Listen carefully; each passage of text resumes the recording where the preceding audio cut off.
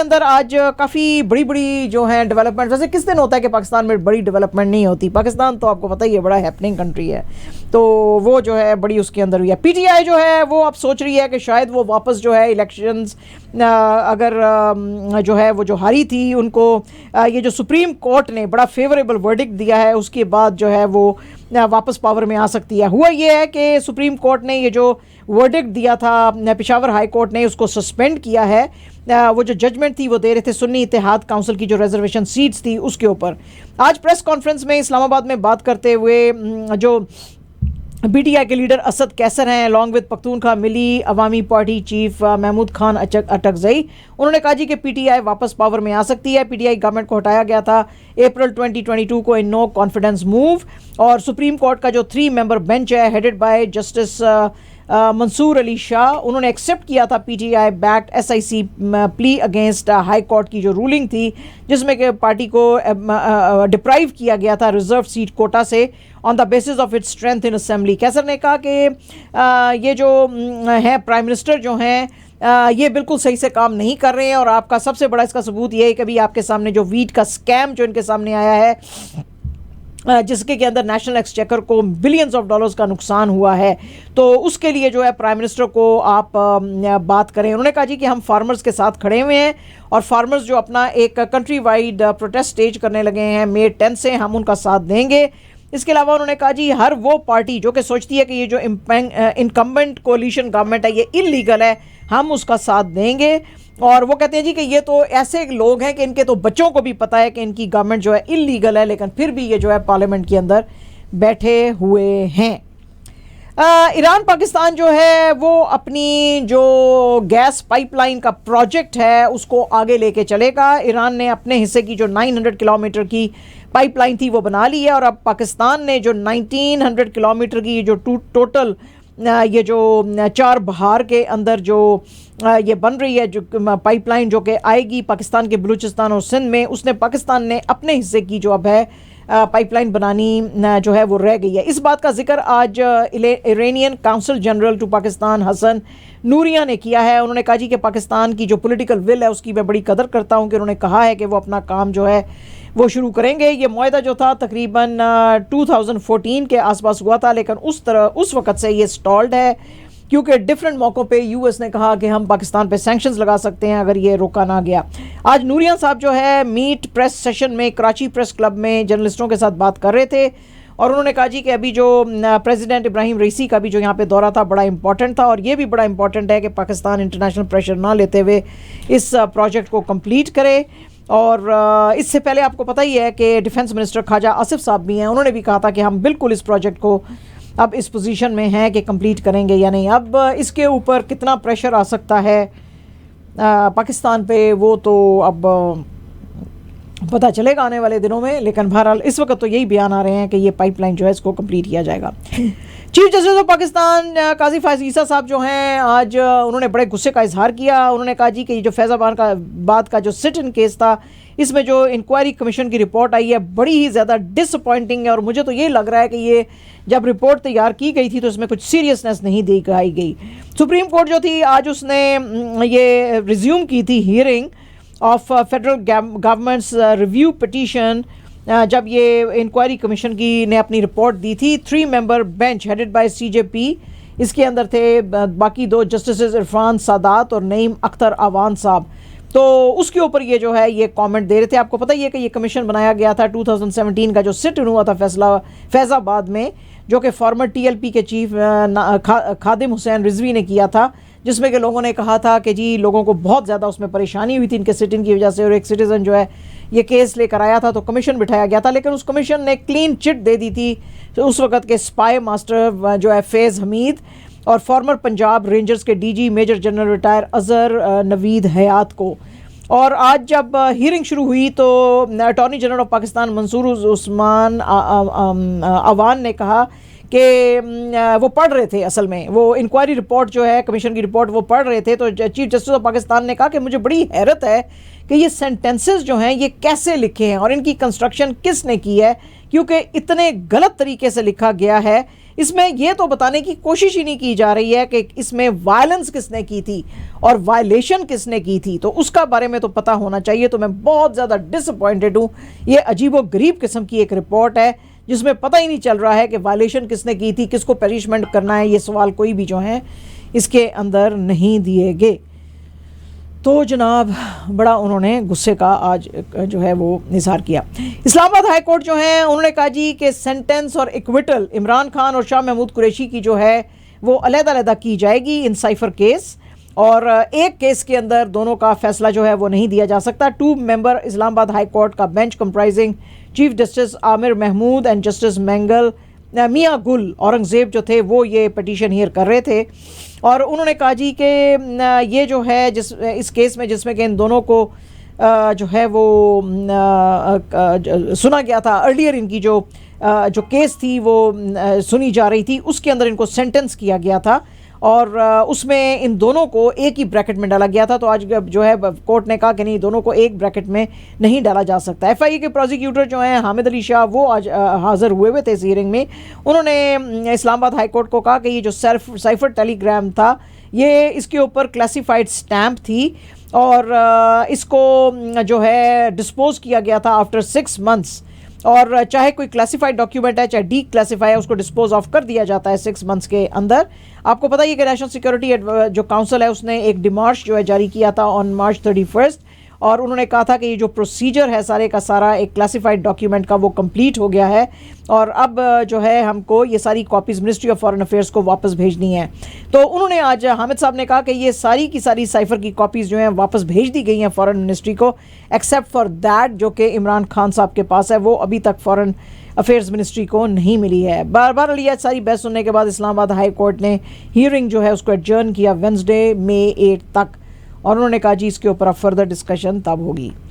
आज जनाब जो संडे को एक सऊदी डेलीगेशन जिसके के बारे में हमने आपको फ्राइडे को बताया था कि वो आ रहा है ट्रेड बढ़ाने के लिए, 2 डे पाक सऊदी अरेबिया इन्वेस्टमेंट कॉन्फ्रेंस जो है वो आज से कमेंस हुई है इस्लामाबाद में। ये सारा कुछ उस वक्त हो रहा है जब ये 50 member high level delegation Pakistan में इस्लामाबाद में आया हुआ है, और ये उस वक्त मुमकिन हुआ जब मीटिंग्स हुई प्राइम मिनिस्टर शहबाज शरीफ और क्राउन प्रिंस मोहम्मद बिन सलमान के बीच के अंदर, जिसमें कि कहा गया था कि पाकिस्तान के अंदर इन्वेस्टमेंट की जाएगी और ट्रेड को बढ़ाया जाएगा। इस को लीड कर रहे हैं ये जो आया है हाई लेवल सऊदी डेलीगेशन, इसको Saudi deputy investment minister Ibrahim Al Mubarak जो हैं वो हेड कर रहे हैं। मुबारक साहब ने कहा जी पाकिस्तान जो है एक बड़ा इसके अंदर पोटेंशियल है इन्वेस्टमेंट का और हम अपने ट्रेड टाइज को और ज़्यादा बढ़ाना चाहते हैं। पाकिस्तान के अंदर बहुत सारे ऐसे जो प्रोजेक्ट्स हैं जिसके के अंदर सऊदी जो इन्वेस्ट कर सकता है। इसके अलावा उन्होंने तारीफ़ की पाकिस्तानियों की जो कि सऊदी अरेबिया की डेवलपमेंट में बड़ा उनका मेन हाथ है। एट द ओपनिंग सेशन जो फॉरेन मिनिस्टर हैं फाइनेंस मिनिस्टर हैं पाकिस्तान के मोहम्मद औरंगज़ेब, उन्होंने कहा था कि गवर्नमेंट कमिटेड है फुली कि ये इनको फैसिलिटेट करेगी। इसके अलावा प्राइम मिनिस्टर साहब ने भी आज शहबाज शरीफ साहब ने भी कहा कि इनको पूरी तरह से सऊदी जो इन्वेस्टर्स हैं इनको फैसिलिटेट किया जाए और हर तरह की इनको फैसिलिटी दी जाए। और मोहम्मद औरंगज़ेब साहब ने भी कहा था कि हम वेरियस जो सेक्टर्स हैं पाकिस्तान के उसके अंदर फॉरेन डायरेक्ट इन्वेस्टमेंट जो है वो लेकर आ रहे हैं। पुलिस और इंटेलिजेंस एजेंसीज जो हैं जी आज उन्होंने रॉ के 2 और एजेंट्स को एक जॉइंट ऑपरेशन में कराची में पकड़ा है, और कोरंगी एसएसपी हसन सरदार साहब जो हैं वो उन्होंने डिटेल्स दे रहे थे। उन्होंने कहा जी इनके पास से 2 हैंड ग्रेनेड्स 9mm पिस्टल और एम्यूनिशन जो है इनसे मिली है, और ये बहुत सारे जो टारगेट्स थे उनको पॉइंट आउट करते थे और फॉरेन एलिमेंट्स की मदद से उनको टारगेट करते थे और उनको मारते थे। ये जो हैं ये इमेजेस और सारी जो इन्होंने और इन्फॉर्मेशन ली होती थी वो इन सारे जो फॉरेन एजेंट्स हैं इनको ये देते थे और इनके पैसे जो हैं वो फॉरेन बैंक अकाउंट्स में डाले जाते थे। इससे पहले भी जो पाकिस्तान के फॉरेन सेक्रेटरी हैं साइरस काजी साहब, उन्होंने भी कहा था कि जी एक बहुत ही सोफिस्टिकेटेड और सिनिस्टर किस्म की जो इंडियन कैंपेन है of extra terrestrial and extra judicial killings Pakistan के अंदर चलाई जा रही हैं, और पाकिस्तान के पास क्रेडिबल इंफॉर्मेशन है कि ये सारे का सारा काम जो है ये एलिजिडली इंडिया की रॉ कर रही है। इसके बाद जो है उनकी बात को तो खिली में उड़ा दिया इंडिया ने, लेकिन जो यूके का न्यूज़पेपर है द गार्डियन जिसकी की रिपोर्ट हमने पूरी की पूरी आपको यहाँ पे सुनाई थी, उन्होंने रिवील किया था कि बीजेपी की गवर्नमेंट जो है अलेजली वो डायरेक्ट ऑर्डर्स देती है कि पाकिस्तान की सॉइल पे पाकिस्तानियों के खिलाफ जो उनकी वांटेड लिस्ट में हैं उनको ख़त्म करने का आप काम लें और करें। तो ये जनाब आज और 2 जो हैं रॉ के मेंबर्स कराची में पकड़े गए हैं। अब इंडिया जो है वो तो मानने को तैयार ही नहीं है, वो कहता है साढ़े बंदे ही नहीं ने, तुसी जो मर्जी करना है तुसी कर लो तुसी खुश रहो, असी तो मंदे ही नहीं साढ़े बंदे हैं। ठीक है जी।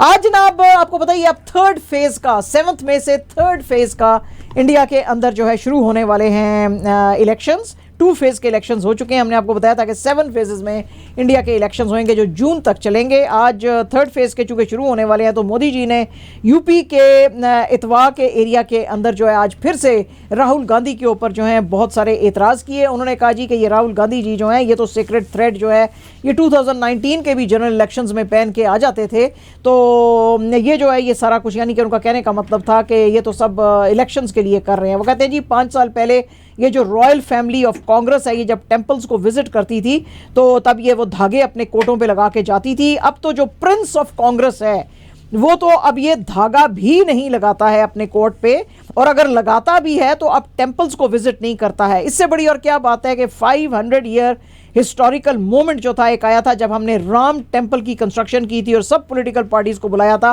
कि आप आएँ और प्राण प्रातिशाथा के अंदर जो है पार्टिसिपेट करें, यानी कि वहाँ पे प्रेयर्स करें। तो जो कांग्रेस थी वो नहीं आई थी। अब इसके ऊपर कांग्रेस जो है उसने चुप तो नहीं बैठना था। इसके ऊपर जी अब कांग्रेस ने भी बड़ा एतराज़ किया मोदी जी के ऊपर, और उन्होंने कहा जी कि मोदी जी तो औरतों के खिलाफ क्राइम्स जो हैं उसको बढ़ावा जो है वो देते हैं। ऑल इंडिया महिला कांग्रेस की जो चीफ हैं नीता डिसूजा, उन्होंने कहा जी कि मोदी जी के जो स्लोगन्स हैं वो तो बड़े ज़बरदस्त हैं, बेटी बचाओ बेटी पढ़ाओ के, लेकिन आपके सामने ही उनकी कारकर्दगी है सारी। और चाहे हमारी बहादुर बेटियां हों, चाहे कि विमेन रेसलर्स हों जैसे कि अंकिता भंडारी, प्राइम मिनिस्टर साहब जो हैं किसी भी देश की बेटी को जस्टिस नहीं दे सके हैं।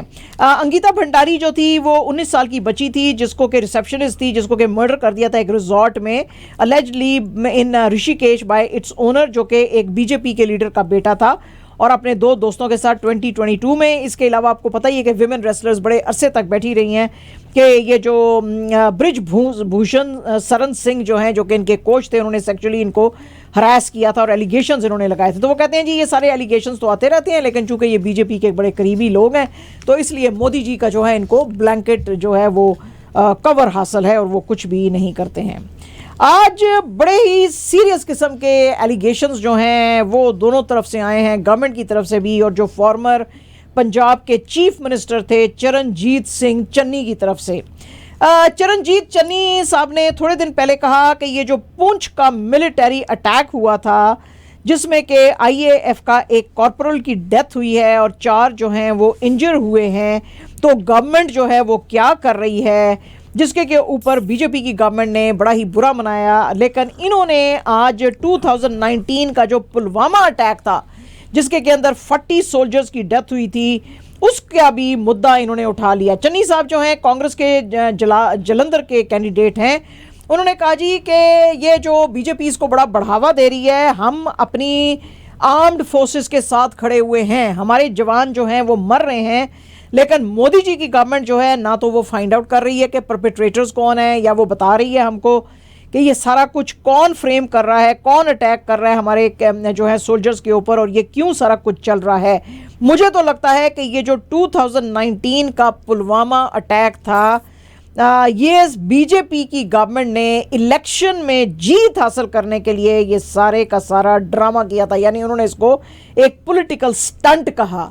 उन्होंने कहा जी कि ये पुलवामा का जो 2019 का जिसमें कि 40 सोल्जर्स की डेथ हुई थी, ये इन्होंने एक पूरा जो है एक स्टंट किया था, ये राजनीति है। पंजाब बीजेपी के जो प्रेसिडेंट हैं सुनील जाखड़ साहब, उन कहते हैं जी उन्होंने भी पीएम साहब को उस वक्त कहा था कि आप रेजिग्नेशन दे दें, और उन्होंने अमित शाह जी को कहा था कि भाई आप क्यों नहीं मोदी जी के साथ बात करते हैं इस सिलसिले में। तो वो कहते हैं जी कि अब भी ये जो आज के भी जो अटैक हुए हैं आईएएफ ऑफिसर्स के ऊपर, तो ये इसका जवाब हम मोदी जी के ऊपर मांग रहे हैं उनसे कि ये हमारे जो जवान हैं उनके ऊपर अटैक्स कौन कर रहा है। कहीं ऐसा तो नहीं है कि आप फिर से 2024 में लोकसभा के इलेक्शन जीतने के लिए उसका बेनिफिट उठाने के लिए ये जम्मू और कश्मीर में आप ये स्टंट्स करते फिर रहे हैं। तो जनाब दुनिया आज हिंदुस्तान में बड़ा भड़की, क्योंकि देखो ना फौजियों की मौत के ऊपर तो राजनीति, वो कहते हैं नको भाई नको। ठीक है जी। अच्छा जनाब, आज शेखर सुमन साहब जो हैं उन्होंने अपने आप को कंपेयर किया जी दिलीप कुमार और आमिर खान के साथ। उन्होंने कहा कि मेरा तो वही स्टैचर है, हालांकि मुझे तो नहीं लग रहा, लेकिन शायद उनको लग रहा होगा। अच्छा जी, एक इंटरव्यू वो दे रहे थे शेखर सुमन साहब, और उन्होंने कहा जी कि मैं हर वक्त स्क्रीन के ऊपर बैठ नहीं सकता just for the sake of being seeing. आपको पता ही है कि अभी शेखर सुमन साहब जो है हीरा मंडी में नजर आए थे, जिसको कि संजय लीला बंसाली ने OTT प्लेटफॉर्म के लिए बनाया है, उसके लिए नेटफ्लिक्स के लिए।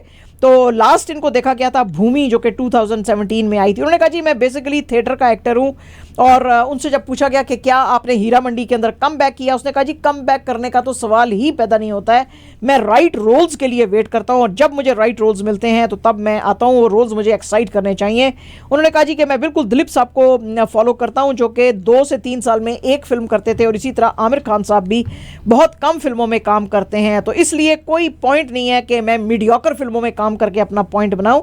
जो कभी अच्छी फिल्म आएगी उसमें मैं करूंगा, क्योंकि वो बहुत पेनफुल होता है जब लोग आपको एक मीडियोकर काम करने पे एतराज़ आपके ऊपर करते हैं, और जिस वक्त आप वो अपनी लो ग्रेड मूवी देखते हैं तो आपको भी अपनी मिस्टेक का अंदाज़ा होता है, और जब लोग क्रिटिसाइज़ करते हैं तो it is the worst feeling. तो इसलिए जी मैं कम फिल्मों में करूंगा दिलीप साहब की तरह और आमिर खान की तरफ से।